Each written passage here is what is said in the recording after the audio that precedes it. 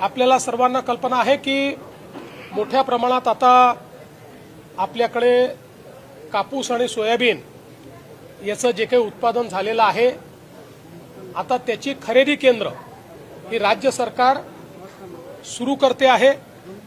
या संदर्भात पहिल्यांदा आपण नोंदणी करतो, याची सुरुवात 30 तारखेपासून आम्ही करतो। त्यामुळे सर्व शेतकऱ्यांना माझी विनंती आहे की कोणीही हमी भावापेक्षा कमी भावामध्ये व्यापाऱ्यांना माल विकू नये।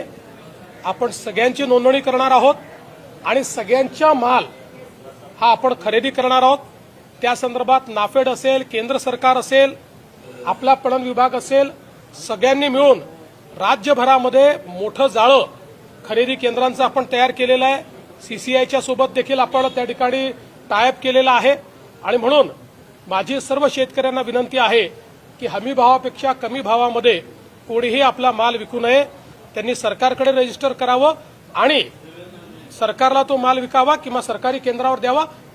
जर व्यापारी हमी भावाने तो खरेदी करत असतील तरच व्यापाऱ्यांना तो माल द्यावा। सर हिंदी में ब्रीफ कर दीजिए।